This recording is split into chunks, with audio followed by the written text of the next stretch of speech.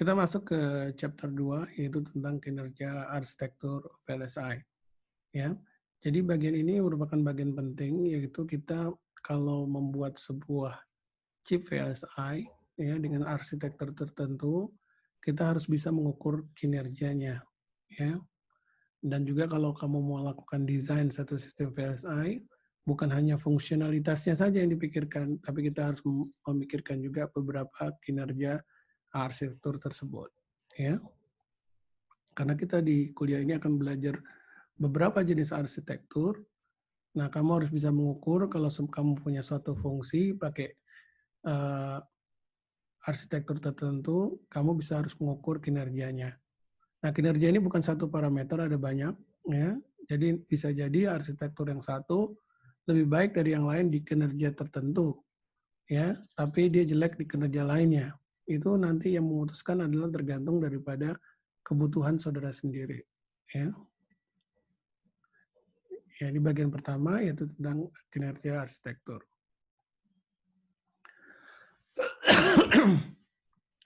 Ya, di sini dibahas ya bahwa kinerja arsitektur itu adalah beberapa parameter, ya.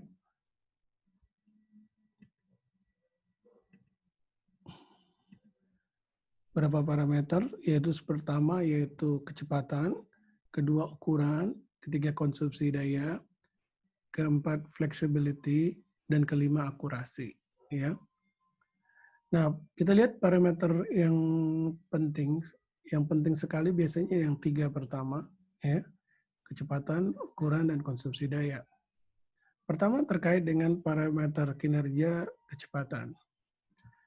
Yang dimaksud di sini adalah sebagai contoh adalah frekuensi maksimum, ya. Ya, tentu ada prosesor yang kecepatannya misalnya 100 MHz, kemudian ada prosesor yang kerjanya 200 MHz, ada prosesor yang kerjanya 300 MHz.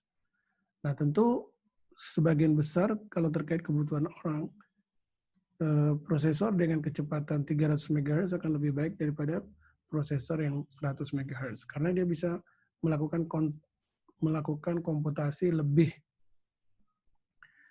cepat dibanding lain, atau kita sebut dengan throughput-nya, ya, keluaran dalam satuan waktu yang bisa dia proses, ya, itu akan lebih banyak, ya. Namun mungkin saja ada seorang yang melakukan desain yang tidak baik gitu ya, kecepatannya tinggi tapi throughput-nya rendah. Nah, itu nanti kita akan bahas, ya. Yang kedua, selain itu juga nanti akan kita pelajari tidak hanya kecepatan seperti latency, delay, juga merupakan parameter waktu, ya, yang juga berpengaruh. Sebagai contoh, kalau latency itu adalah dari input ke output-nya gitu ya, input mulai masuk sampai yang keluarnya. Nah, itu kalau lama berarti latensinya jelek, ya, dan desain tersebut tidak baik. Terus yang kedua adalah ukuran, ya. Ukurannya harus kita optimasi seminimum mungkin. Jadi target kita di dalam perancangan VLSI selalu yang paling kecil. Yang terbaik itu yang paling kecil. Kenapa yang paling kecil yang terbaik? Ya, itu karena ukuran daripada chip, ya, itu berhubungan langsung dengan biayanya, harganya. Ya. Semakin kecil chip tersebut, maka harga daripada chip itu akan semakin murah. Ya. Atau dalam sekali produksi kita akan mendapatkan chip yang lebih banyak dengan harga produksi yang sama. Ya. Makanya target di VLSI selalu desain dibuat yang sekecil mungkin. Ketiga, konsumsi daya, ya, terutama dalam kondisi sekarang banyak chip-chip tersebut, ya, menggunakan baterai sebagai catu dayanya, ya. Jadi di sana ada constraint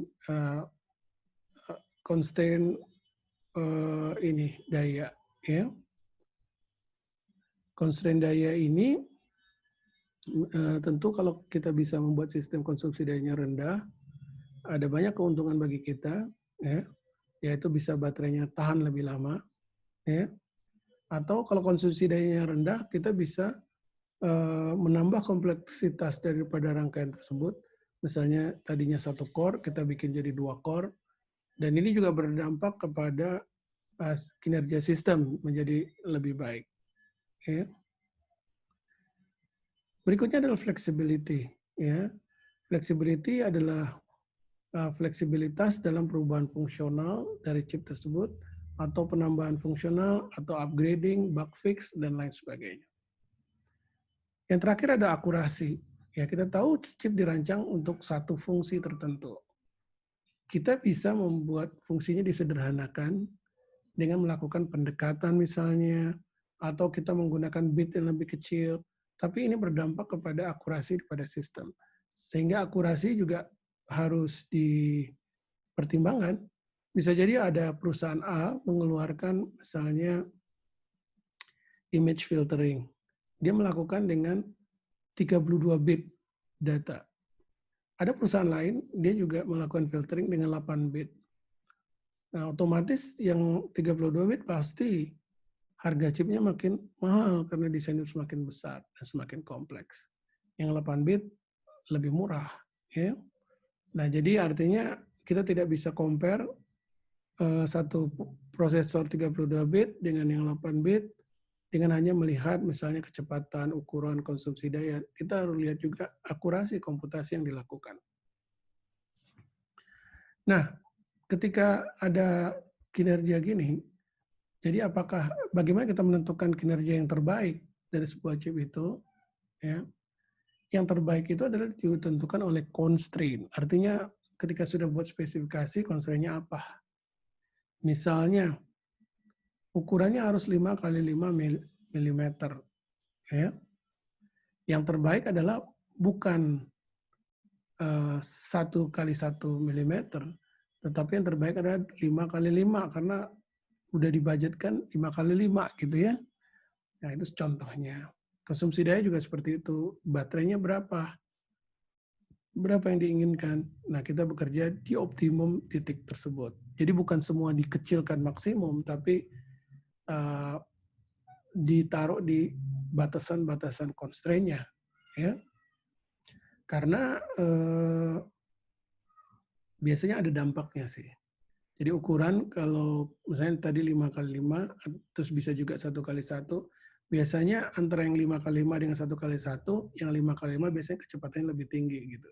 Ya. Tentu kita akan menginginkan suatu sistem yang ukurannya sesuai constraint, tapi performance lainnya juga maksimum. Ya. Sampai sini ada pertanyaan? Belum Pak, cukup jelas. Baik, kita lanjutkan. Nah, ini ada beberapa definisi di kuliah ini yang kita akan pakai untuk ke depannya juga. Yang pertama adalah iterasi dalam sebuah DSP. Ya. Dalam DSP, kita mendefinisikan proses yang dilakukan keseluruhan komputasi atau fungsi dalam sebuah algoritma satu kali, disebut dengan satu kali iterasi. Ya. Sebagai contoh, ada sinyal masuk, kemudian dikomputasi oleh A, kemudian berikutnya dikomputasi oleh B, kemudian dikomputasi oleh C. Tapi tanpa ada elemen delay di antaranya. Nah, satu kali operasi A, B, C ini, ya, kita sebut satu kali iterasi. Di sini tidak ada feedback, jadi tidak ada output yang balik ke input. Ya. Dan waktu operasinya totalnya berarti 2 tambah 2 tambah 3 kan. Ya. Yaitu waktu iterasinya. Ya, atau 5. Nah, ini kita sebut dengan iteration period, itu waktu yang diperlukan untuk mengeksekusi satu iterasi dari sebuah algoritma. Ya, TS, iteration period. Ini definisinya. Kemudian kalau kita ngelihat desain yang lain, ya, untuk iteration period juga, kalau tadi kan satu sekali proses keseluruhan itu kita sebut satu iterasi. Nah, tadi di desain yang tanpa feedback. Nah, ini desain yang ada feedback, seperti yang biasa dipakai di filter. Jadi ini input dijumlahkan dengan output sebelumnya ada yang sudah dikali, kemudian dia di delay, kemudian dikali dengan A, ya, sesuai dengan persamaan yang sama yang seperti sebelumnya, YN sama dengan A, YN-2 plus XN. Nah, untuk desain yang dengan feedback ini, ya kalau untuk satu iterasi itu adalah dari titik ini, ini ya kelihatan, dari titik sini, ya lanjut ke titik ini, ya. Flip-flopnya tidak termasuk, ya. Jadi ada dua operasi, perkalian dan penjumlahan, ya. Nah, waktu iteration periodnya, yaitu adalah total waktu untuk melakukan satu iterasi. Maka otomatis kalau kita melihat gambar ini, adalah di sini ada multiplication, kita sebut dengan waktu TM, ini ada addition, kita sebut dengan TA, ya, sehingga waktu iteration periodnya itu adalah lebih besar daripada TA dan TM. Ya. Ada pertanyaan?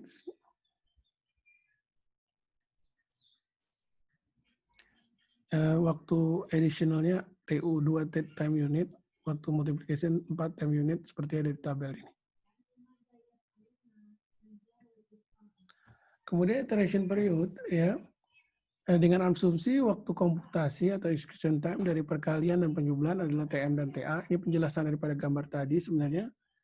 Maka iteration period tersebut adalah TM plus TA, 2 dan 4, sehingga menjadi 6. Dan iteration period itu harus lebih besar daripada waktu iterasinya itu TM plus TA. Kenapa ini lebih besar?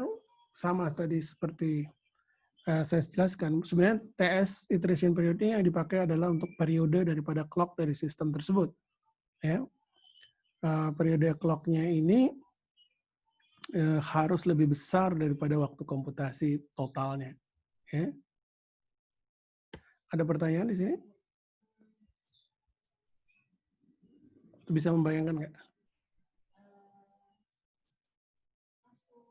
Baik, kita lanjutkan. Kemudian ada definisi lainnya, yaitu disebut dengan iteration rate. Ya.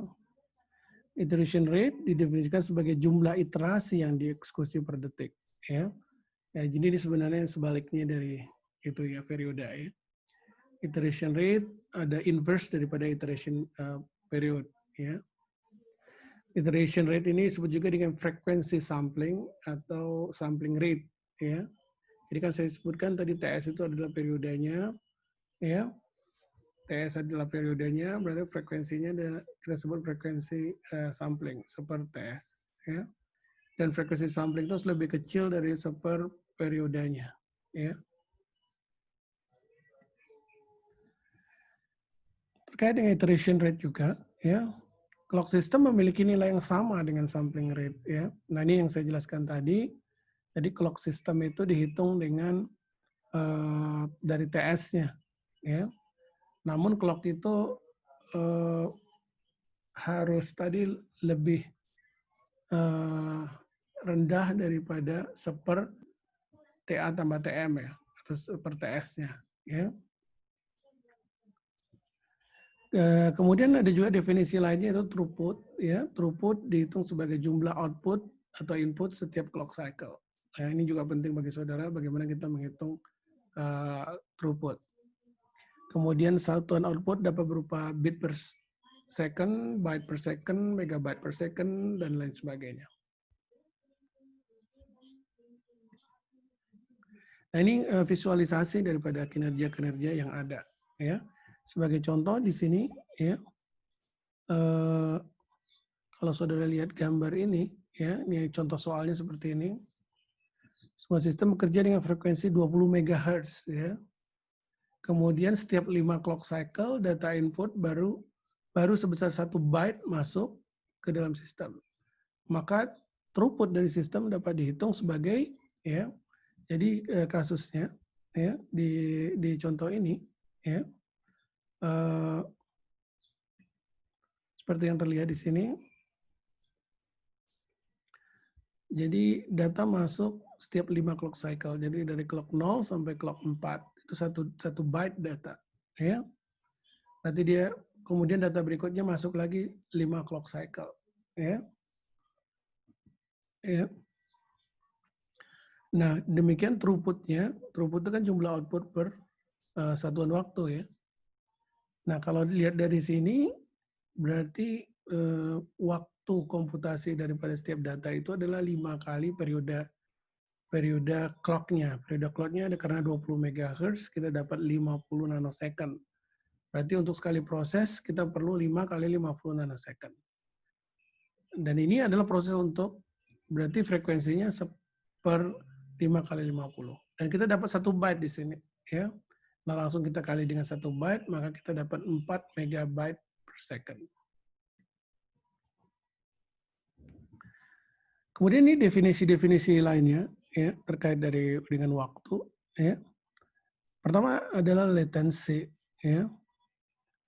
Kalau latensi adalah waktu yang diperlukan untuk memproses data yang diukur dari jarak waktu antara data pertama masuk ke input sampai data pertama keluar daripada ke outputnya. Ya. Jadi biasanya dalam sebuah sistem tidak langsung misalnya data masuk langsung keluar. Gitu. Biasanya dia perlu waktu untuk memproses dan ini kita sebut dengan latency. Ya. Kemudian satuan yang digunakan rangkaian sekuensial adalah jumlah siklus clock. Biasanya kita satuannya clock untuk latensi ini, karena dia sinkron dengan clock, maka kita hitung dengan berapa clock cycle untuk latensinya. Dan ini bisa kita convert ke dalam satuan waktu dengan menginclude periode daripada clock system yang kita gunakan. Nah, kenapa terjadi latensi ini? Bisa jadi disebabkan oleh kompleks komputasi yang ada di dalamnya. Untuk menjelaskan latensi ini akan lebih mudah kita misalnya kalau kita bicara secara audio, ya sering terjadi sudah bicara kalau latensinya lambat, kita sudah bicara orang yang menerimanya perlu waktu tertentu untuk bisa menerima kita, sehingga kita ngeresponnya juga terlambat. Seakibatnya orang biasanya tidak bisa berbicara secara kontinu, ya. Ada permasalahan di situ. Jadi untuk komunikasi audio orang membutuhkan latensi yang rendah, termasuk video conference ini. Namun contoh yang tidak care terhadap latensi adalah sebagai contoh misalnya TV broadcasting. Saya saudara nonton nonton TV bola, gitu ya. Ketika mungkin di Jerman orang sudah gol, karena perlunya komputasi dan transmisi dari Jerman ke Indonesia mungkin baru bisa melihat golnya semenit atau 2 menit kemudian. Tapi tidak masalah, karena beda 2 menit di tempat yang berbeda itu tidak masalah, karena kita tidak melakukan komunikasi 2 arah. Ya. Nah, kita lihat contoh menghitung latensi ini. Ya.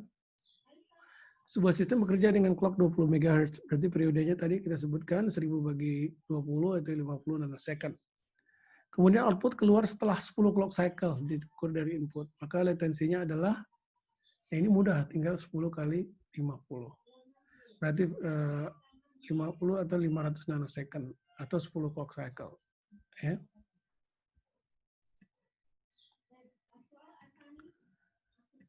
Ya, ini kalau visualisasinya, ya, visualisasi daripada latensi ini sendiri, ya. Kita bisa lihat. Jadi input masuk, output baru keluar setelah 10 clock cycle, ya. Sehingga latensi menjadi 10 clock cycle. Atau kita bisa lihat di timing diagramnya, data mulai masuk, ya, kemudian ada clock pertama, kedua, 3, selanjutnya sampai clock 9 baru dia keluar. Jadi total latensi di sini ada 10 clock cycle. Ya. Baik, sampai sini ada pertanyaan?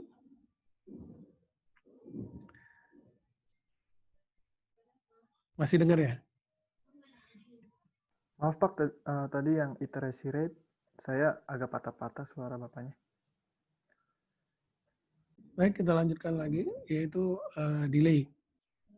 Definisi daripada delay dalam satu sistem. Ya. Ini semua terkait dengan kinerja suatu sistem. Ya. Delay adalah suatu kecepatan yang didefinisikan sebagai total waktu yang dibutuhkan untuk melakukan satu fungsi.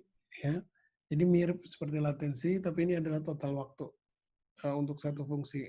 Bisa jadi berbeda kalau saudara antara latensi dengan jumlah clock cycle ini berbeda untuk arsitektur yang misalnya dengan parallel processing. Ya. Nah, delay ini bisa kita minimalkan dengan dua hal berikut sebagai contoh, yaitu mengurangi jumlah clock cycle rancangan. Ya. Jadi delay ini bisa kita reduksi dengan mengurangi jumlah clock cycle rancangan atau mengurangi periode clock. Ya. Nah, ini adalah yang harus kita lakukan untuk mengurangi delay. Kemudian saya masuk ke definisi selanjutnya, ya, yaitu definisi parameter daripada kinerja juga yang penting, yaitu konsumsi daya. Konsumsi daya dari sebuah chip itu bergantung kepada 3 komponen utama dari yang terkait dengan daya, yaitu pertama kita sebut dengan switching power, ya, yaitu adalah switching power ini merupakan komponen pertama seperti di persamaan ini switching power, yaitu adalah konsumsi daya yang disebabkan oleh proses charging dan discharging daripada kapasitansi beban CL-nya. Ya. Jadi kalau kita punya satu rangkaian digital, nah itu kita kan biasanya mendrive output-nya ke gerbang lainnya. Nah, gerbang yang di drive itu pasti memiliki kapasitansi. Nah, setiap kita mencharging atau discharging daripada kapasitansi beban tersebut, ya, itu akan menimbulkan konsumsi daya. Nah, kecepatannya ini bergantung dengan frekuensinya. Maka di sini ada faktor frekuensi di sini. Kemudian yang kedua adalah short circuit power, yaitu adalah konsumsi daya yang disebabkan oleh hubungan pendek atau short circuit antara VDD dan ground. Ya. Jadi di sini short circuit ini terjadi, nanti akan dijelaskan ya bahwa di transistor CMOS yaitu ada NMOS dan PMOS yang switchingnya itu waktunya tidak sama, ya. Karena tidak sama, suatu saat ketika perubahan dari 0 ke 1 ataupun 1 ke 0 akan terjadi short circuit antara VDD dan ground-nya. Dan ini mengakibatkan juga konsumsi daya. Yang ketiga adalah static power, ya. Static power diakibatkan lebih kepada teknologinya transistor, ya, yaitu arus ya, dari drain ke source-nya, arus baliknya. Dan ini terjadi statis, tidak bergantung pada frekuensinya, ya. Namun jumlahnya pun tidak terlalu signifikan dibanding yang dua tadi. Secara visualisasi bisa kita gambarkan seperti ini, switching power, ya. Jadi ini transistor CMOS, ke inverter kita misalkan di sini, kemudian bebannya adalah CL. Nah, maka akan terjadi ketika dari 0 ke 1, ya, dia mencharge dengan arus CL-nya ini. Sementara sebaliknya dari 1 ke 0, dia akan mendischarge-nya ini. Jadi ada charging dengan arus tertentu dari besar ke kecil, ke discharging, ya, di waktu yang lainnya ketika di switch-nya NMOS-nya yang on, ya. Charging discharging ini mengakibatkan konsumsi daya. Dan frekuensi seberapa cepat saudara charging dan discharging ini akan tentu juga berkorelasi dengan konsumsi daya. Semakin cepat perubahan ini, maka semakin banyak charging discharging dan semakin besar konsumsi dayanya.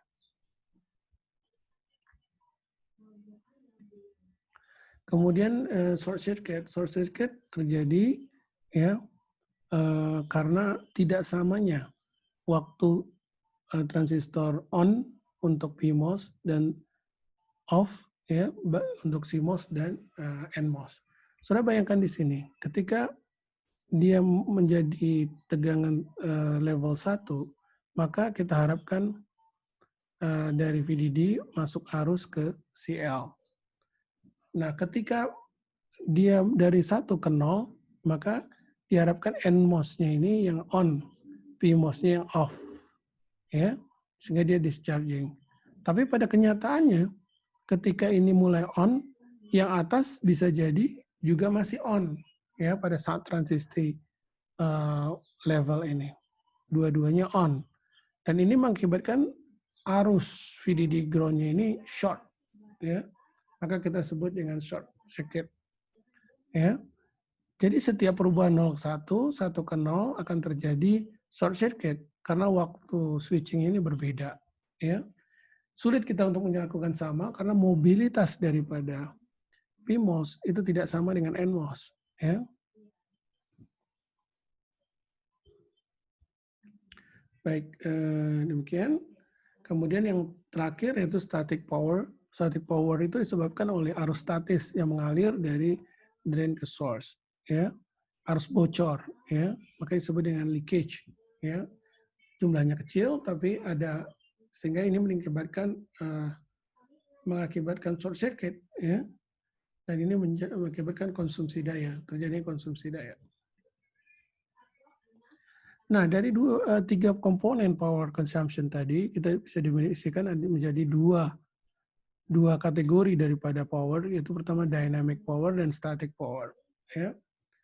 Dynamic power ini yaitu adalah dua komponen yang pertama, yaitu switching power dan short circuit power. Ya. Ini terjadi akibat dinamika, karena dia dinamik itu berhubungan dengan aktivitas yang terjadi di CMOS-nya sendiri, ya. Semakin sering terjadinya perubahan dari 0 ke 1, 1 ke 0, maka dynamic power ini akan berpengaruh pada konsumsi daya, ya. Jadi sangat berpengaruh. Dan kita tahu bahwa 0 dan 1 itu dipengaruhi dua hal, yaitu bergantung pada frekuensinya, frekuensi berapa kecepatan yang kita berikan. Yang kedua adalah konten datanya sendiri. Meskipun frekuensinya tinggi, tapi datanya 0, 1 tidak berubah, atau 1 terus nggak berubah, ya konsumsi dayanya rendah. Ya. Tapi kalau dia misalnya frekuensinya tinggi dan setiap clock itu berubah levelnya, logiknya, maka ini konsumsi daya akan besar. Namun pada kenyataannya, dynamic power ini dan dipengaruhi oleh faktor eksternal dan merupakan 90% dari total konsumsi daya. Jadi dibandingkan dengan short circuit, nilainya jauh lebih besar. Ya. Dan seperti saya sebutkan tadi, dynamic power merupakan fungsi daripada frekuensi, ya, sehingga semakin cepat dia akan makin cepat konsumsi daya makin besar, dan ini bisa mengurangi reliabilitas daripada sistem, ya, karena temperaturnya juga bisa naik karena konsumsi dayanya besar, ya. Dan ini merupakan permasalahan utama dalam rancangan chip. Ada pertanyaan sampai sini? Ya, jadi ini gambar ini menampilkan tadi yang short circuit. Ya, short circuit itu terjadi ketika outputnya 1 ke 0.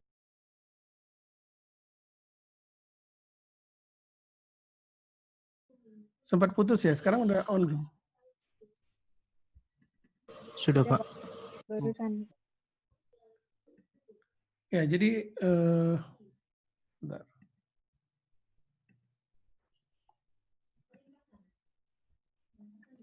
Ya, jadi kita lihat di sini perubahan dari 1 ke 0 dan 0 ke 1, ya.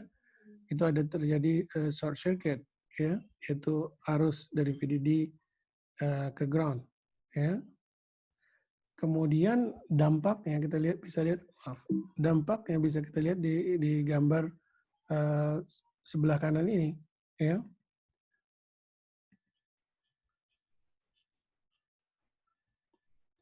Dampaknya kalau saudara lihat di sini, ya, kalau supply voltage-nya makin rendah, ya, maka delay semakin besar, ya. Kemudian semakin besar VDD, ya, delay makin kecil. Artinya kalau tadi untuk mengurangi power consumption, kita bisa dengan cara mengurangi VDD-nya, ya. Namun mengurangi VDD ini berdampak ternyata kepada timingnya, yaitu delay-nya makin besar. Sebagai contoh misalnya kalau untuk teknologi di bisa 90 nano, itu VDD misalnya bisa diprogram mulai dari 3,3 volt sampai dengan 1,1 volt. Ya, voltage berapa yang saudara pakai itu adalah trade off. Ya, kalau voltage-nya tinggi, kecepatan mungkin bisa lebih tinggi, tapi kalau voltage-nya rendah, ya konsumsi daya bisa rendah, namun kecepatan mungkin terpengaruh menjadi lambat. Ya.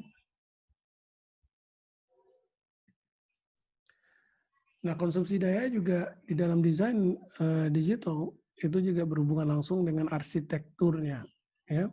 Sebagai contoh di sini, kalau saudara membuat adder, ya terdiri dari full adder misalnya 8 bit saja, itu konsumsi dayanya ada 0,03 picojoule. Begitu bitnya saudara besarkan lagi, misalnya 16 bit adder, dia menjadi 0,05 picojoule. Begitu saudara tingkatkan lagi 32 bit, jadi 0,1 picojoule. Nah, jadi tentu saudara harus memilih di sini, saudara bikin addernya 8 bit kah atau 32 bit. Kalau saudara bikin 8 bit, bisa jadi energy consumption-nya kecil. Namun ini pemilihan ini sangat bergantung juga requirement daripada sistem saudara, seberapa presisi saudara inginkan. Kalau kita menggunakan representasi yang lebih besar lagi, misalnya floating point ya, floating point itu kan komponen cukup banyak ya, ada eksponensialnya, ada mantisanya, ada sign-nya yang saudara harus proses. Ini secara signifikan konsumsi dayanya juga meningkat di sini. Kemudian multiplier ini rangkanya lebih kompleks daripada adder. Meskipun multiplier sebenarnya terdiri atas adder. Nah, kalau saudara lihat di sini, bandingkan 8 bit adder dengan 8 bit multiplier, multipliernya sampai 0,2 picojoule, yang ini 0,03 picojoule. Jadi berlipat kali, ya, hampir 8 kali lipat atau 7 kali lipat ya, meningkat antara multiplier. Jadi akan lebih baik kalau desain saudara banyak addernya dibanding banyak multipliernya, kasarnya seperti itu. Ya. Kemudian multiplier kalau kita buat bitnya makin besar, misalnya 32 bit, itu secara signifikan lebih dari 10 kali lipat konsumsi daya makin besar lagi.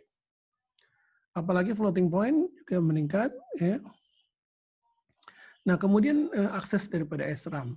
Jadi biasanya rangkaian digital itu juga berhubungan pasti memiliki memori. Memori bisa di SRAM ataupun di RAM. Nah, ini asumsinya ini di luar chip, bukan dalam chip. Ya. Nah, SRAM itu untuk aksesnya bisa sampai 5 picojoule, jadi mahal sekali karena dia besar sekali karena dia di luar dari chip. Ya. Artinya, saudara nggak boleh terlalu sering mengakses memori gitu ya. Kalau bisa datanya dibawa masuk ke prosesor, di dalam prosesor saudara punya cache, menyimpan sementara data, ya nanti kalau udah selesai baru dikembalikan ke SRAM-nya. Kemudian di RAM, ini frekuensinya jauh lebih tinggi, kapasitasnya jauh lebih tinggi, sehingga konsumsi dayanya juga lebih besar. Ya.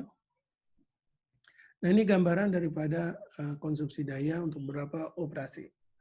Kita lihat juga areanya. Areanya juga 8 bit adder, kalau jadi 16 bit, 8 bit itu 8 full adder, 16 bit 16 full adder, otomatis size-nya 2 kali lipat. Ya. Gitu 32 bit, ya naik lagi dari 8 bit 4 kali lipat. Ya. Begitu seterusnya. Multiplier pun seperti itu. Jadi kalau saudara bisa lihat, tidak hanya konsumsi daya yang membesar ketika kompleksitas komputasi meningkat atau akurasi meningkat, ya, tetapi area daripada desain juga makin besar. Jadi diperlukan di sini trade-off. Ya. Jadi low power itu bisa didapat dengan dilakukan mengurangi frekuensi clock system. Ya. Supaya switchingnya tidak terlalu banyak, ya, short circuitnya juga tidak terlalu terjadi. Tapi seperti kita tahu bahwa throughput akan terdampak dengan ini. Kalau sudah menggunakan frekuensi yang rendah, maka throughputnya juga akan terpengaruh menjadi menurun. Ya. Namun peningkatan throughput bisa kita lakukan dengan melakukan operasi paralel ataupun pipeline. Ya. Namun ini berdampak kepada luas chipnya makin besar. Nah, terlihat di sini satu dinaikin, yang lain terdampak. Satu diturunin, yang lain naik gitu ya. Nah, ini kita sebut dengan trade-off. Ya. Nah, trade-off ini akan kita pelajari dalam desain digital di presentasi berikut. Ya,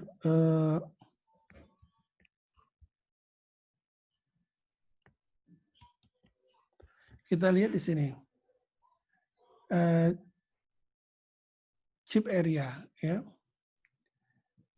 Ukuran chip sangat berhubungan langsung dengan harga dari chip tersebut. Ya, jadi tadi sudah saya jelaskan di awal bahwa memproduksi satu wafer yang terdiri dari banyak chip itu harganya konstan sama. Sehingga kalau dalam satu wafer sudah bisa dapat chip yang lebih banyak, artinya desain diperkecil, maka harga daripada chip itu tentu akan menurun. Nah, di sini dijelaskan bahwa harga proses daripada wafer itu sebenarnya fix ya. Misalnya teknologi 160 itu 700, 180 itu di 700 US dollar misalnya. Nah, di situ tergantung saudara bisa membuat apakah bisa membuat 1000 chip, 5000 chip, 10.000 chip, tentu harga akan berbanding lurus dengan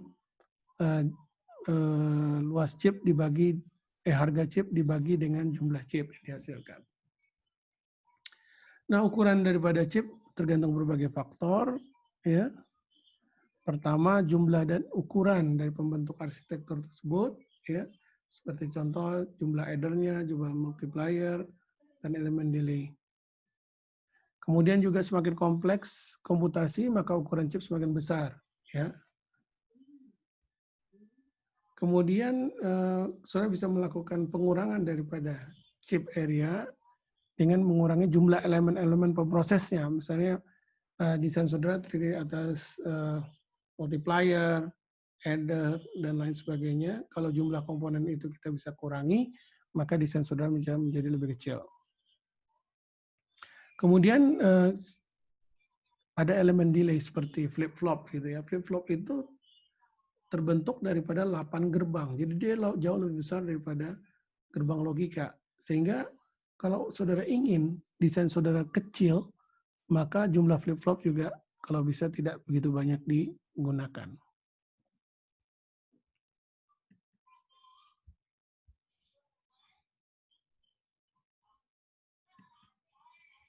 Nah, ini menggambarkan, ini yang disebut dengan wafer, ya, satu wafer silikon, ya, ini 8H. Nah, di dalamnya kita bagi kotak-kotak, satu kotak itu adalah satu chip. Ya. Nah, harga membuat wafer ini konstan. Jadi tergantung berapa jumlah chip yang ada, ya. Jadi harga dibagi jumlah chip, nah itu nilai ekonomisnya. Setelah ini dipotong-potong, ditaruh di atas lead frame namanya, kemudian pin-pinnya dihubungkan dengan chip, ini disebut dengan wire bonding, kemudian dia di resin ya, di package menjadi komponen ya, seperti tampak di kanan.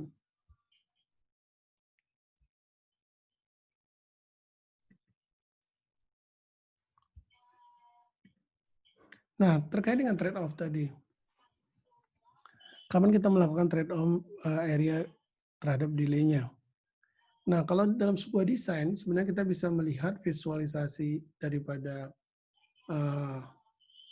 desain tersebut dengan grafik seperti tampak di sini. Ya. Jadi semakin besar area-nya, maka delay-nya makin kecil atau makin cepat. Ya. Ya, jadi saudara bisa mendesain dengan area yang paling atas ini, kecepatannya ada di sini. Kemudian kalau saudara turunkan area-nya, kecepatannya makin lambat. Saudara turunkan lagi, makin lambat, sampai yang terakhir di sini. Jadi area-nya makin kecil, tapi kecepatannya makin lambat. Ya.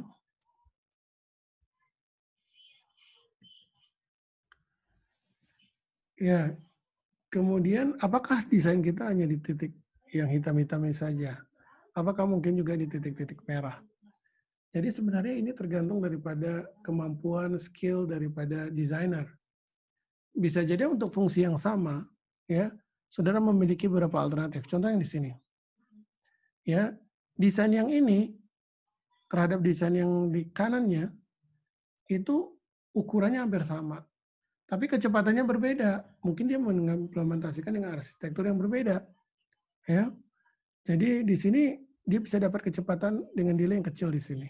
Tapi yang sejajar dengan dia yang paling kanan misalnya, dia memiliki area yang sama tapi kinerjanya buruk sekali, lambat. Ya.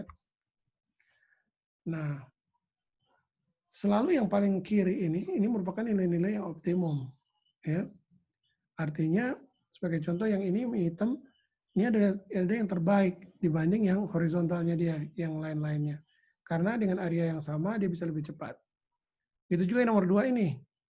Ini lebih baik daripada yang di kanan-kanan ini, karena dia memiliki area yang sama, tapi kecepatannya lebih tinggi. Ya. Jadi yang di area garis ini kita sebut dengan solusi optimal. Sementara merah-merah kita sebut dengan solusi suboptimal. Ya. Suboptimal, kenapa? Karena sebenarnya dia bisa berkinerja lebih baik, tapi desain yang dipakai tidak desain yang terbaik. Ya. Selanjutnya, biasanya bagaimana kita menentukan trade-off ini? Trade-off ini biasanya kita tentukan dari constraint. Biasanya kalau sudah membuat chip pasti ada constraint. Misalnya, kamu boleh menggunakan chip, ini target kami adalah 5 mm kali 5 mm. Ya. Nah itu kita buat garisnya, misalnya ini ada size 5 mm kali 5 mm. Maka dengan demikian, solusi yang saudara boleh pakai, itu adalah semua solusi yang ada di bawahnya. Ya. Nah apa perbedaan antara solusi yang kiri ya dengan solusi yang di garis juga tapi di kanan? Ya. Nah, kalau yang paling kiri itu areanya hampir sesuai dengan constraint dan kecepatannya juga lebih tinggi. Kalau yang kanan areanya lebih kecil daripada constraint ya dan dia lebih lambat. Nah, maka kita akan memilih yang kiri tadi. Kenapa? Namanya area sudah dialokasikan kalau bisa mendekati size dari area tersebut. Dan dari antara beberapa alternatif tentu performance kecepatan yang kita pilih ya setelah memenuhi constraint tersebut. Contoh lain, ketika orang memberi constraint itu tidak di area tapi di speed. Misalnya diinginkan minimum dari speednya ada yang ada di sini, misalnya 100 MHz gitu ya. Maka kecepatan 200 MHz, 300 MHz, 400 MHz itu menjadi possible. Nah, sama dengan metode tadi, kalau kita punya area solusi yang ada di sini, maka kita akan pilih yang dekat dengan garis pemisahnya ini. Ya. Yaitu karena dia dari segi area paling kecil dan kecepatan juga memenuhi dari standar yang ada. Sampai sini ada pertanyaan?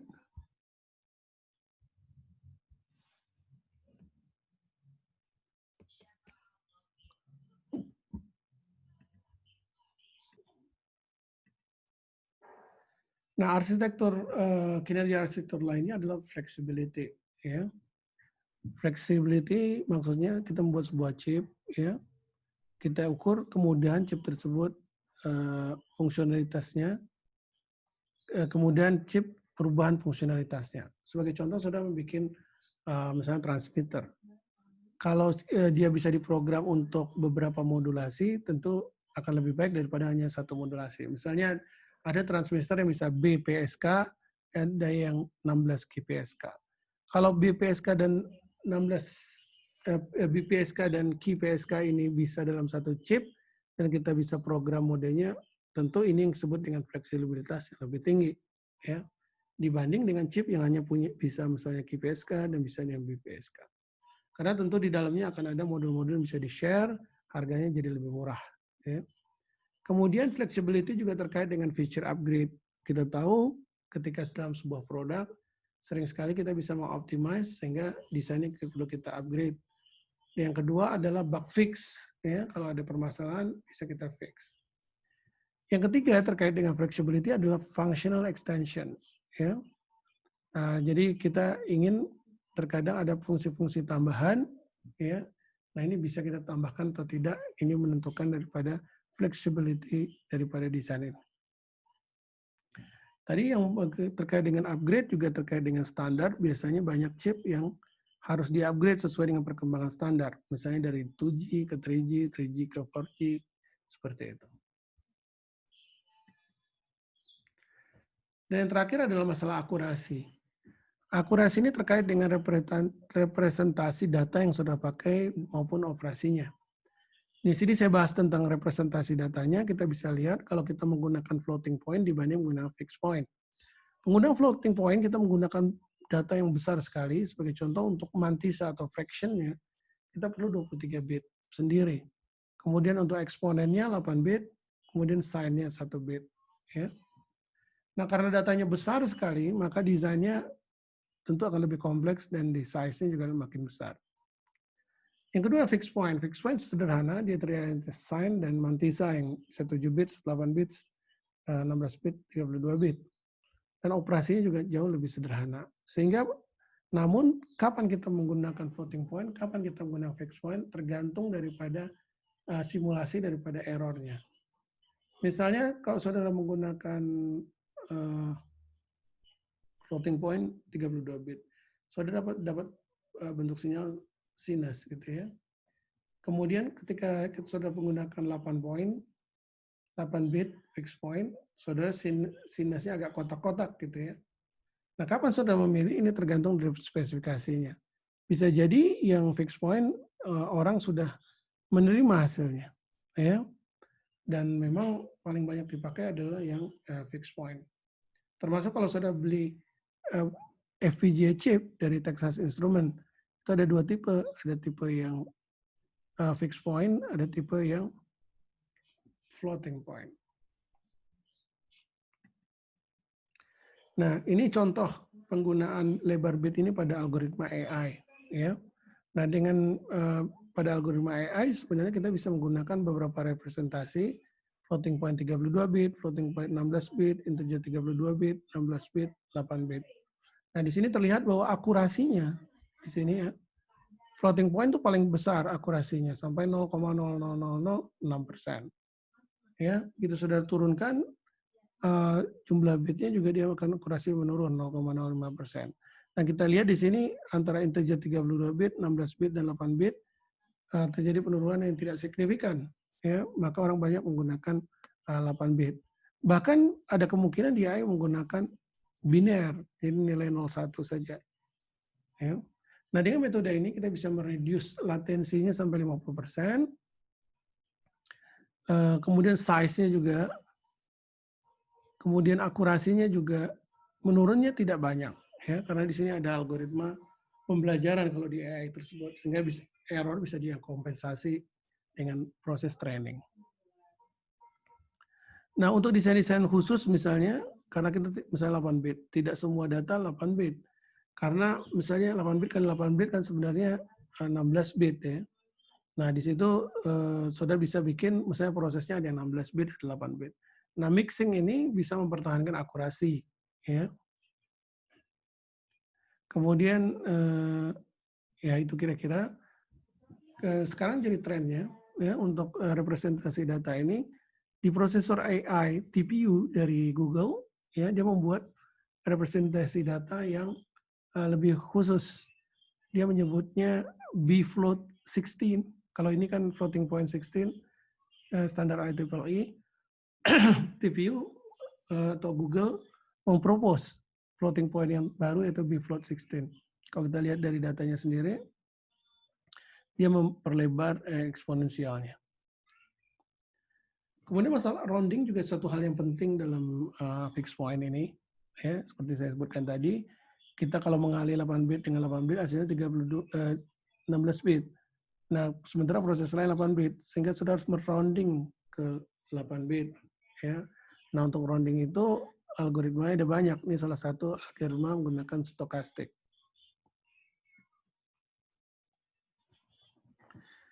Nah, kemudian definisi lainnya ya terkait arsitektur juga, yaitu adalah path atau interkoneksi. Atau di DFG kita kenal sebagai directed edge, ya, yang tanpa elemen delay. Ya. Nah, di rangkaian digital ada 4 kemungkinan path, yaitu path dari node input ke elemen delay, kemudian path dari elemen delay ke node output, atau pass dari elemen delay ke elemen delay, dan terakhir pass dari node input ke node output. Ya. Secara grafis bisa kita gambar ini. Jadi dari input ke flip-flop tanpa ada elemen delay lainnya, kemudian di sini ada rangkaian combinational. Nah, ini salah satu jenis path. Nah, path yang kedua adalah rangkaian combinationnya yang terdapat di antara dua flip-flop. Jadi ini adalah pathnya di sini. Dari output flip-flop ini sampai ke input flip-flop berikutnya. Nah, ini kategori ketiga, ya. Dari output dari flip-flop ke output pin, itu ada rangkaian combinational. Dan terakhir, dari input ke output tidak ada flip-flop, tapi ada rangkaian combinational. Nah, ini adalah jenis-jenis path yang ada di rangkaian digital. Sekarang kita masuk ke definisi critical path. Ya. Critical path adalah jalur dengan jarak atau delay terpanjang dalam rangkaian combinational. Jadi path yang tadi memiliki rangkaian combinational. Rangkaian combinationalnya itu delay-nya yang paling lama itu kita sebut yang critical. Karena path ada banyak dalam sebuah chip. Misalnya ada 3 juta gerbang gitu ya. Pasti akan banyak path. Nah, path yang dengan jarak atau delay terpanjang dalam bentuk rangkaian konvensional, ini kita sebut yang critical path. Nah, critical path ini harus lebih kecil daripada periode clock kita, ya. Karena kalau periode clocknya yang lebih kecil, akibatnya adalah data belum terpropagasi secara sempurna, tapi sudah disampling oleh clock berikutnya. Nah, ini visualisasi dari critical path, jadi ada 2 flip-flop, dan di antara ini, misalnya dari titik A bisa ke titik X, bisa ke titik Z. Kalau kita lihat, dia ke titik X hanya 2 gerbang, tapi kalau ke titik Z, dia ada 3 gerbang. Otomatis di sini delay terpanjangnya adalah dari A ke Z. Kalau kita lihat perjalanan daripada sinyalnya sendiri, data dimulai disampling, di sini ya, sama dengan ini, clock datang, maka aktif di A-nya itu setelah TCQ. Kemudian setelah itu dia berpropagasi selama critical path. Kemudian supaya dia bisa disampling, dia harus ready duluan ya dalam satuan waktu T setup. Kemudian setelah dia selesai pun critical path harus tetap sinyal di critical path-nya harus tetap stabil, kita sebut dengan T-hold. Nah, total inilah yang diperlukan untuk menentukan clock frekuensi daripada sistem. Nah, bagaimana kita menghitung critical path? Ya, di sini menggambarkan bagaimana kita menghitung critical path ya dalam sebuah dependent graph.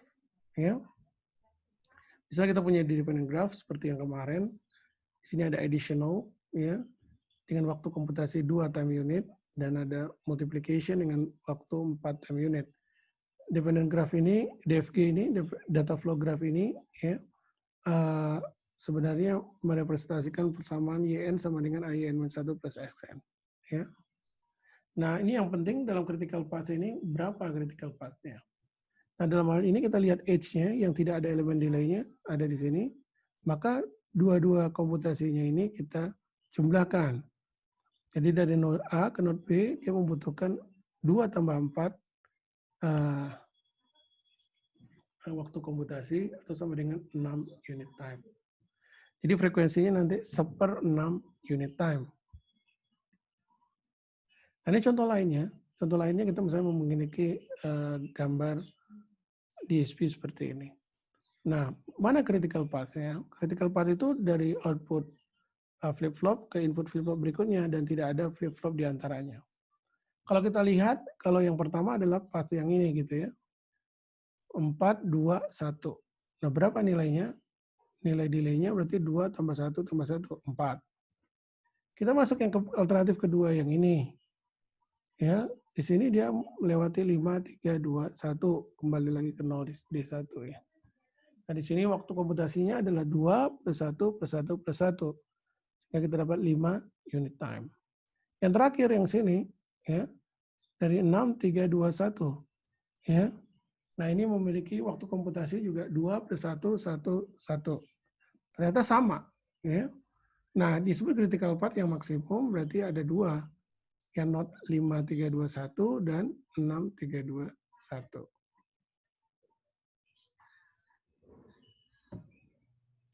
Baik, saya kira kita sudah sejam ini. Ini coba kita diskusi dulu untuk istirahat sejenak gitu ya. Kita masuk ke definisi berikutnya, itu iteration bound. Ya. Jadi sebagian besar tadi kita udah bicara tentang iterasi gitu ya. Nah, yang membatasi itu sebagian besar adalah loop ya. Jadi loop itu adalah dalam algoritma DSP ya, yaitu sebuah path atau directed path yang dimulai dan berakhir pada node yang sama ya. Sebagai contoh nih tadi contoh yang tadi lagi kita ambil mirip ya. Dari titik sini kebalik lagi ke titik sini ya. Nah, ini kita anggap sebuah satu loop ya. Nah, loop ini nanti akan membatasi throughput sebenarnya. Ya, maka saudara perlu paham loop itu sendiri. Ya.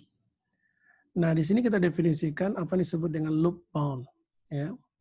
Loop bound itu adalah didefinisikan sebagai total waktu dibagi dengan total flip-flopnya. Ya.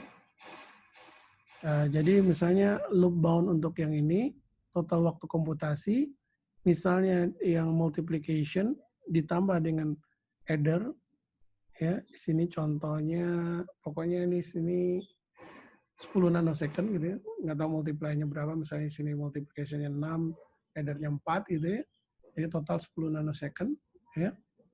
Kemudian ada 2 flip-flop di dalam loop ini, berarti loop bound-nya itu adalah 10 bagi 2, ya. Total komputasi dibagi dengan total flip-flop ya. Sehingga hasilnya 5 nanosecond. Ya, loop-nya dari A ke B ke C dan ke A lagi gitu ya. Nah, ini adalah definisi daripada loop bound. Jadi sebenarnya loop bound ini seperti ini. Kita sudah tahu iterasi kan ya. Dalam satu iterasi itu seperti saudara sebutkan tadi, berapa clock maksimum yang bisa saudara capai. Ya. Kalau saudara misalnya, ya, sebenarnya loop bound itu menggambarkan berapa clock maksimum atau periode minimum yang bisa saudara capai. Kalau saudara memiliki komputasi, ya di sini penjumlahan dan perkalian total komputasi 10 nanosecond, ya. Kemudian saudara punya 2 flip-flop, ya. Berarti saudara akan mendapatkan periode minimumnya yaitu adalah 10 dibagi 2 flip-flop, ya. Nah, contoh, kalau flip-flop ini saya pindah ke antara penjumlah dan perkalian, kira-kira critical path-nya berapa? Jadi berapa? Misalnya 6 dan 4 ya, ini 6 dan 4, multiply 6, jumlah 4. Berapa? 6, Pak. 6 periodenya kan? Sementara loop bound-nya adalah 5. Ya. Jadi 6 yang saudara dapat, itu sebenarnya bukan maksimum, bukan minimum gitu ya. Nah, jadi loop bound ini menggambarkan bahwa yang minimumnya itu saudara mendapat 5. Ya. Jadi ini loop bound itu memberikan sense kepada saudara ya bahwa sistem ini tuh maksimum kita bisa mempush speed-nya itu dengan periode 5 nanosecond. Ya. Tapi perkara saudara bisa mencapai itu atau tidak, itu tergantung arsitekturnya nanti. Karena kita nggak mungkin penjumlah dengan pengali kan nggak mungkin sama delay-nya kan. Jadi kita hanya bisa mendekati, tapi kalau ada yang menjawab, oh saya bisa jadi 3 nanosecond, maka itu pasti bohong gitu ya. Ya, kalau dengan sistem ini. Jadi loop bound itu adalah batasan yang menggambarkan periode minimum dari sebuah sistem. Ya. Potensinya. Ketika saudara mendapatkan, sekarang kan ini sini 6, bisa jadi dia jelek sekali, dapatnya 10 gitu ya. Padahal loop bound-nya 5, berarti ini pasti masih bisa dioptimumkan gitu. Kira-kira seperti itu. Dan di sini juga menggambarkan peran daripada flip-flop W. Ya. Kalau misalnya saudara tambahkan flip-flop eksternal di sini, maka loop bound-nya akan makin kecil lagi kan. Nah, itu menggambarkan bahwa W atau D flip-flop itu berperan dalam meningkatkan frekuensi. Ya. Mudah-mudahan saudara bisa memahami ini. Ya, kalau belum nanti sambil jalan. Ya.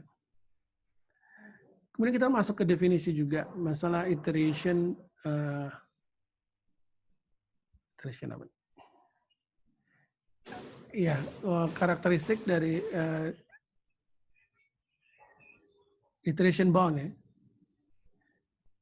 Dari sisi definisi ini sangat berpengaruh sekali, ya. Jadi DSP itu memiliki karakteristik seperti saya jelaskan di kuliah kemarin sebenarnya. Dia sifatnya itu rekursif dan iteratif, ya, dengan waktu tidak berhingga. Jadi proses di sini dilakukan bisa jadi ada loop, bisa jadi tanpa loop, tapi data yang masuk itu dengan periode yang konstan. Ya.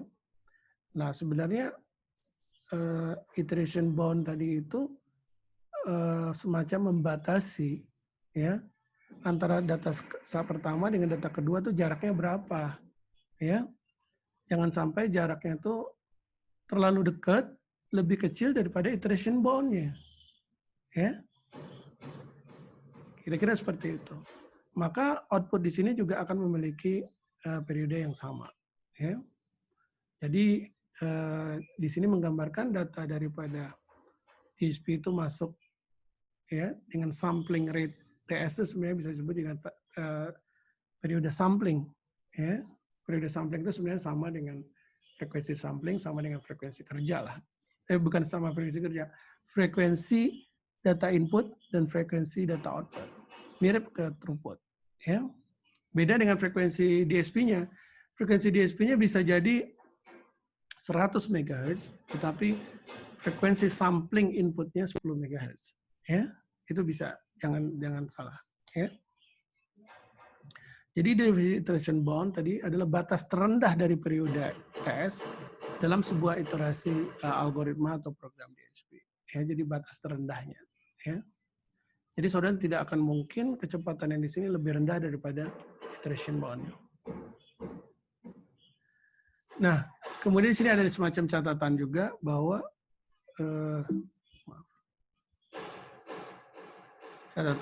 implementasi dari sebuah algoritma DSP tidak pernah mencapai periode iterasi lebih kecil daripada batas iterasi terendah. Jadi frekuensi samplingnya nggak pernah lebih kecil daripada iteration bound-nya. Ya. Meskipun saudara gunakan prosesor yang jumlah tak hingga. Ya. Jadi iteration bound merupakan ukuran apakah sebuah algoritma DSP dapat dieksekusi secara real time atau tidak. Ya, jadi ini menggambarkan dia bisa real time atau tidak. Kemudian pengolahan DSP harus dapat diselesaikan dalam periode sampling TS. Ya. Kalau tidak maka akan terjadi penumpukan data dan sistem bisa kolaps. Ya. Baik, itu sampai di sini. Kita lanjutkan ke bagian berikutnya yaitu pengukuran kinerja arsitektur. Tadi arsitekturnya sudah kita definisi, kinerjanya definisinya sudah kita berikan. Sekarang kita kalau punya semacam diagram DSP, bagaimana kita mengukur kinerjanya.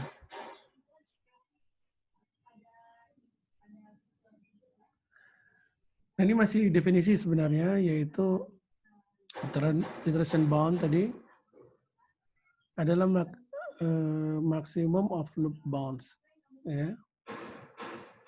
Jadi dalam satu sistem mungkin iteration bound-nya banyak, dan yang paling besar itu kita sebut dengan iteration bound. Kemudian ada juga disebut yang critical loop. Ya, critical loop itu loop dengan maksimum loop bound. Tadi kayak ada contoh saya tadi, ya, critical loop-nya ada di yang ini, critical loop-nya boleh kita bilang di 5:1 dan 6:1. Ya.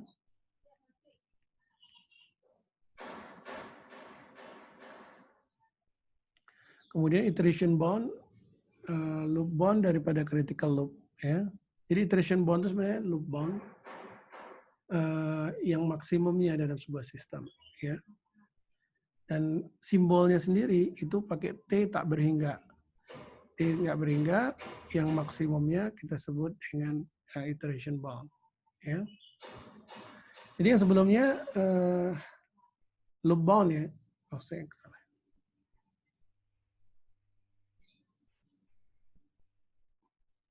Ini tuh loop bound, ya. Sorry, saya mungkin agak salah. Di judulnya yang salah. Jadi ini kita sebut dengan, kalau satu gini kita sebut dengan loop bound. Tapi kalau banyak, ya, maka kita sebut dengan iteration bound. Nah, kalau ini kan banyak loopnya. Nah, contoh dari titik sini ke titik sini, ini berapa loop boundnya? Coba dari titik D1 ke D1. Itu loop boundnya berapa? Ada yang bisa jawab? Loop boundnya berapa? Dari D1 ke D1, loop boundnya berapa? 2 apa ya? 1, Berapa bagi berapa? 4 bagi 6. 4, yaitu penjumlahan dari 2, 1, 1, ya. Dibagi 2 kan, flip-flopnya 2. Jadi loop boundnya ini adalah 4 bagi 2, sama dengan 2. Kalau yang ini dari D3 ke D3 lagi, ya? Itu berapa?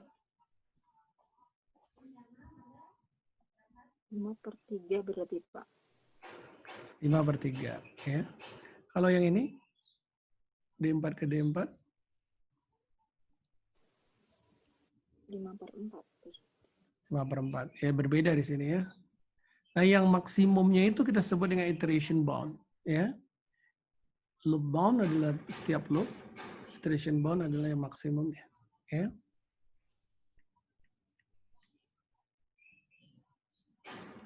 Jadi tadi ada 4 loop, berarti ada L-nya ada 4. TJ adalah waktu komputasi dari total sebuah loop yang ke J, jadi setiap loop. WJ ada semua elemen delay setiap loop sendiri. Contoh yang ini, ya. Oke. Di sini ada berapa loop? Ada yang bisa jawab berapa loop? Dari A kemana? Dari A, B, C ke A, ya. Satu, ya. ya, Itu satu loop. Kemudian A, B ke A lagi. A Loop lagi. kedua, kan. Loop yang ketiga B, C, D, B lagi, kan, ya. Ini ada 3 loop, ya. Nah, di sini udah saya contohkan sebenarnya. Loop pertama kalau kita di sini A, B, A, berarti dia komputasinya di sini 10 tambah 2 bagi ada 1 flip-flop di sini. Berarti adalah 12/1, 12 nanosecond. Kemudian yang kedua, ya, L2-nya B, C, D, B. 3 tambah 5 tambah 2, ya. Berarti adalah 10/2 atau 5 nanosecond. Yang terakhir L3 itu adalah A, B, C ke A. Berarti 10 tambah 2 tambah 3 balik lagi, ya berarti 10 tambah 2 tambah 3, 15 bagi 2. Ya. Nah, ini ada 3 ini, kita cari yang paling maksimum. Maksimumnya kan ada 12, 5, 7,5. Berarti yang maksimum yang berapa? 12. 12. Jadi maksimum 12. Ya.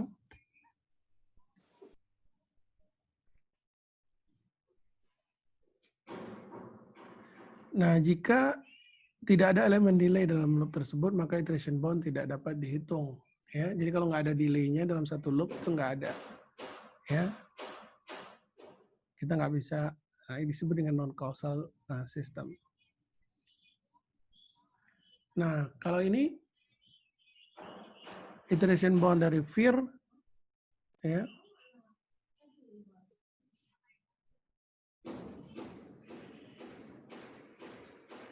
Ya ini tanpa ini ya, iteration bound vir, tapi dia tanpa loop ya.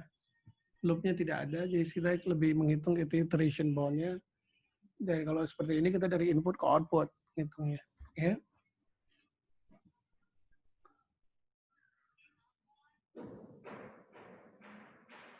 Oh maaf, ini bukan iteration bound, ini critical path ya. Ini critical path-nya. Ya, kalau dari input ini ke output, ya. Ini kita tinggal hitung, misalnya multiplication 10 nanosecond, addition 4 nanosecond, maka 10 tambah 4 tambah 4 tambah 4. Ya.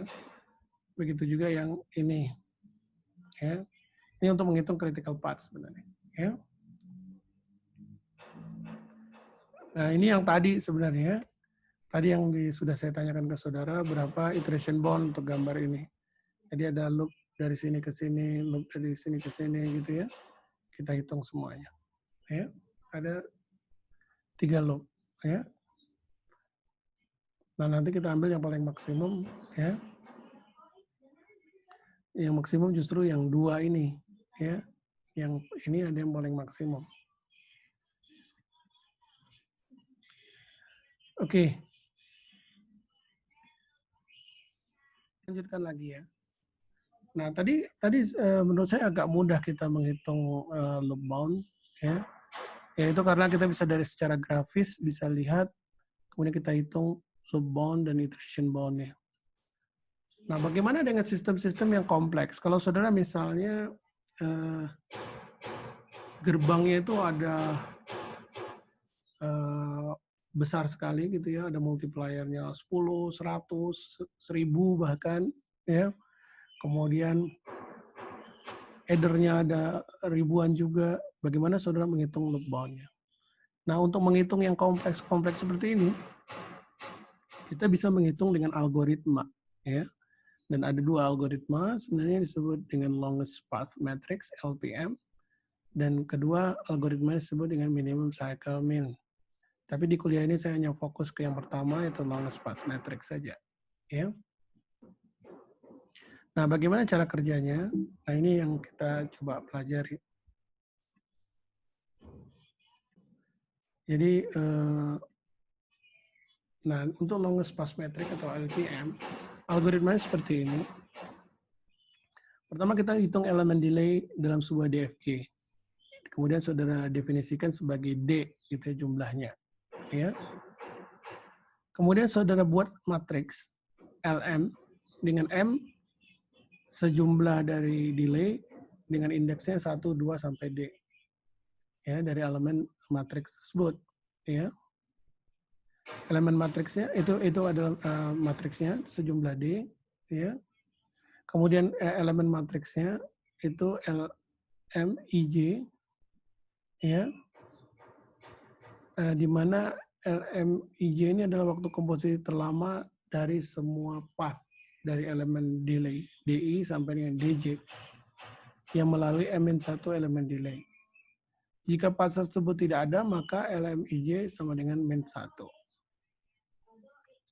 Path terpanjang antara 2 buah node dapat dihitung dengan algoritma Bellman atau Floyd-Marshall.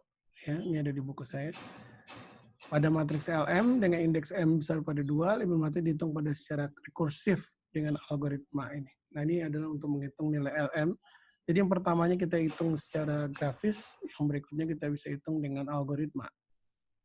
Ya, di mana di sini kita lihat LIJ untuk yang berikutnya merupakan maksimum dari min-1 kah atau LIK yang 1 tambah LKJ yang M.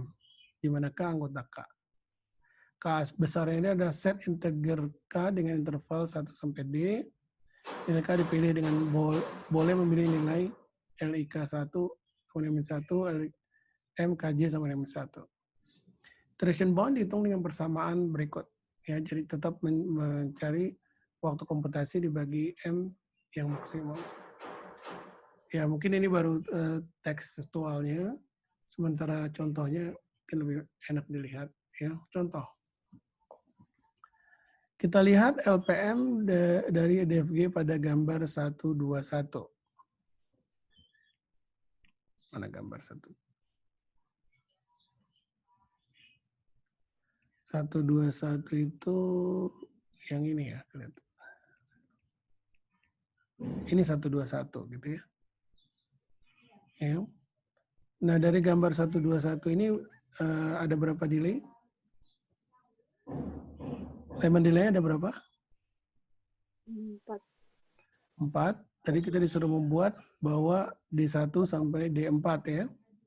Berarti matriks yang kita buat adalah matriks 4 kali 4 ya. Dari gambar tersebut.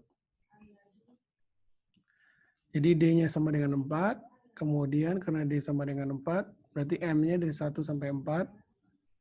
Kemudian matriksnya kita harus buat 4 buah, L1, L2, L3, dan L4. Nah, pertama adalah bagaimana menghitung elemen matriks dari yang pertama, L1. Ya.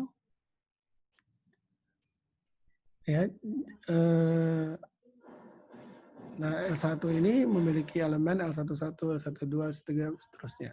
Ya. Sesuai definisi, elemen matriks L1 yaitu LIJ1 dapat dihitung secara langsung dari DFG pada gambar 1. Jadi dari gambar yang kita lihat. Ya.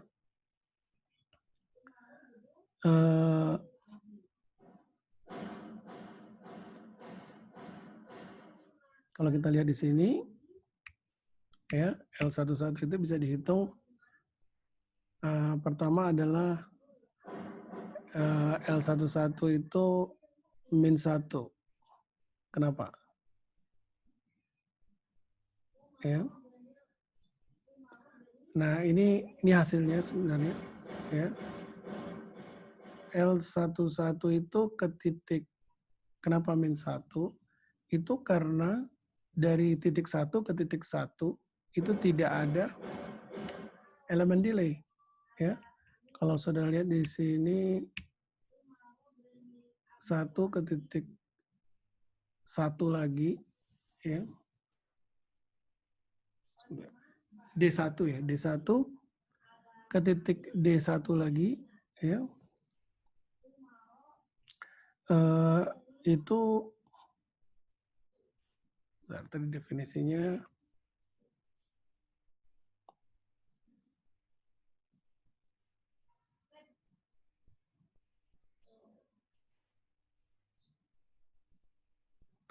dari DI ke DJ, ya.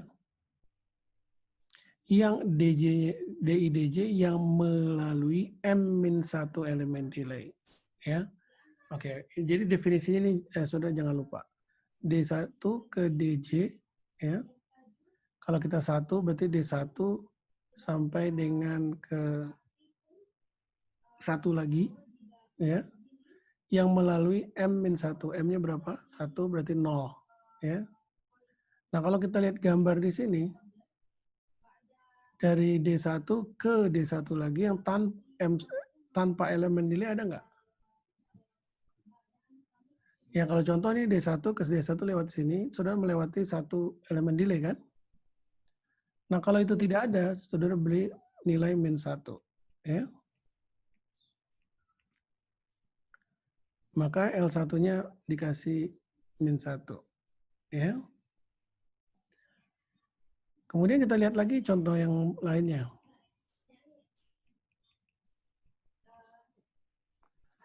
Yang berikutnya adalah yang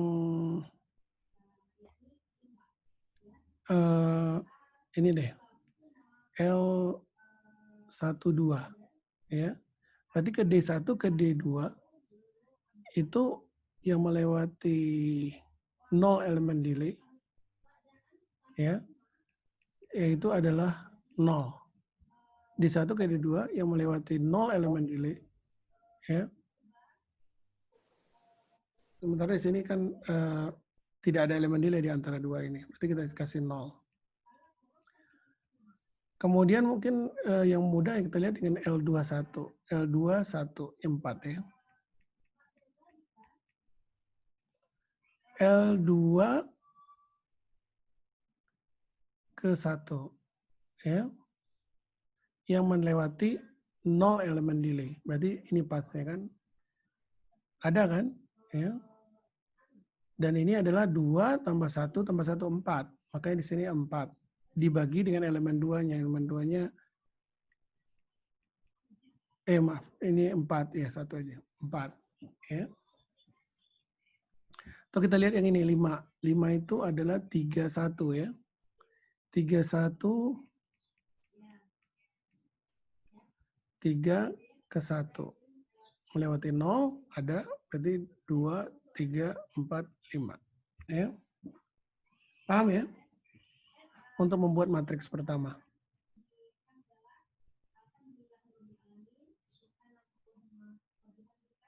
Nah, ini contoh yang tadi saya masukin L31 ya. 31 dihitung dari pas dari D3 ke D1 yang melewati M-1. M-1 itu ada 1 kurang 1, 0. Yaitu adalah D3, N2, N3, N2, N1D. Maka jumlahnya 2 tambah 1 tambah 1 tambah 1. Ya, untuk L31. L31, 5. Salah kayaknya. Oh betul, yang 5 ini ya.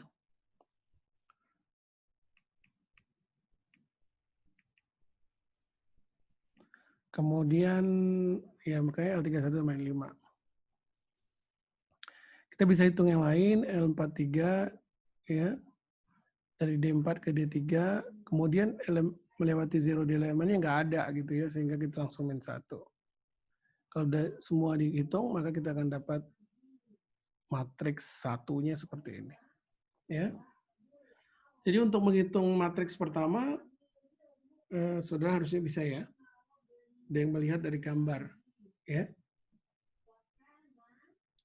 Itu caranya. Ada pertanyaan di sini? Lanjut lagi. Untuk L dari sini, kita bisa menghitung yang berikutnya. Sekarang bagaimana menghitung L2? Ya. L2 itu kita menghitungnya dengan persamaan. Ya. Persamaan bahwa ini kita hitung L21 ya. Dan M-nya sama dengan 2. Persamaannya di teori tadi disebutkan ini. LIJ M plus 1, tadi kan di sini M-nya 1, sekarang 2 kan. Jadi di posisi yang sama, kita mencari maksimum antara min 1, kemudian LIK, jadi ini IJ kan, IK dengan KJ. Ya. Untuk M yang sebelumnya dengan yang di matriks pertama. Ya. Berarti ini kalau yang tadi sekarang kita bicara M2, berarti sini M1 dengan 1. Ya. Nah, berarti kalau sebagai contoh, untuk yang 5, ini kan posisinya 21. K itu berapa? K besar itu adalah,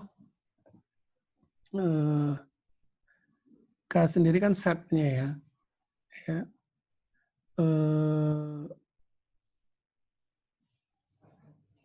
K, definisi K adalah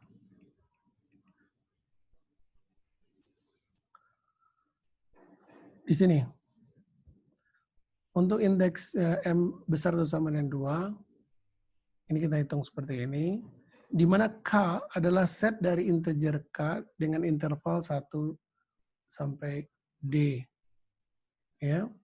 Nilai K dipilih boleh memiliki nilai elemen LIK 1 sampai min 1 atau min 1. Ya. Jadi setnya, jadi kalau saudara menghitung K berarti ada set integer dari integer K dengan interval 1 sampai D. D-nya kita dapat 4 kan. Ya. Kemudian K dipilih tidak boleh memiliki nilai elemen yang min 1. Jadi yang tidak min 1-nya. Ya.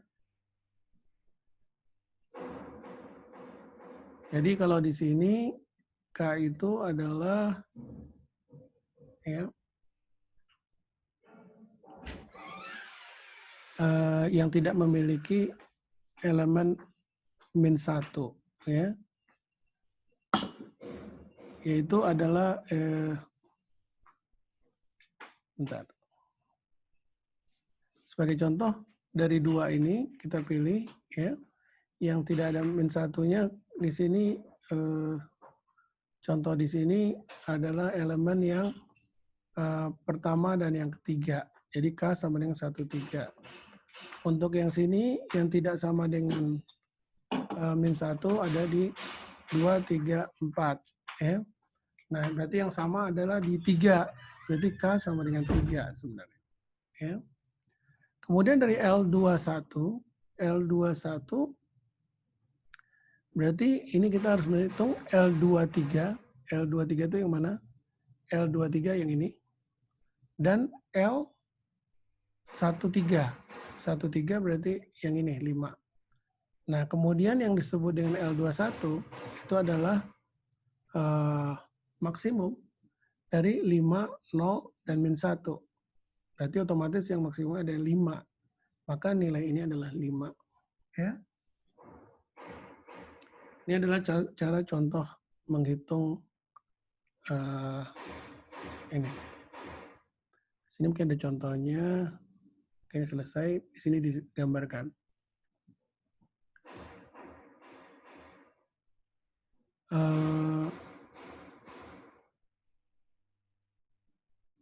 Nah, jadi K adalah set dari integer. K untuk interval 1 sampai D, di mana nilai L tidak memenuhi, tidak boleh ada yang min 1.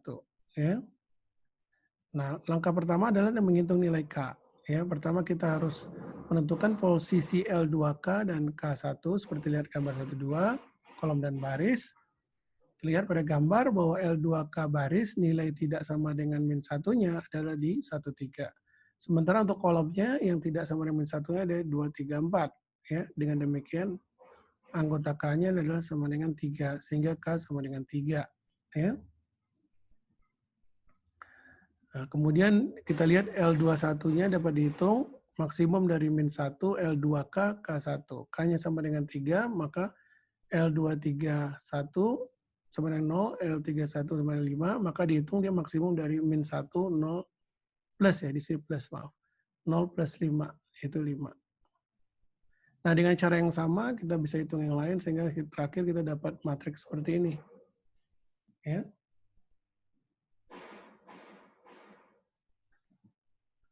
Nah, ini memang secara manual lumayan panjang ya untuk bisa menurunkan LPM ini. Sehingga iteration bound akhirnya bisa dihitung seperti ini, yaitu 2. Nah, nilai ini sebenarnya sama dengan nilai yang kita hitung manual tadi. Kita menghitung manual tadi kan yang paling itu yang ini iteration bound-nya. 2, 3, 4. Atau yang ini ya. Yang ini, sorry, yang pertama. 2, 3, 4 dibagi 2 elemen delay, dapatnya 2. Ini iteration bound kita yang tadi. Ya. Hasilnya sama dengan kita menggunakan LPM. Ya. Ini 2 juga.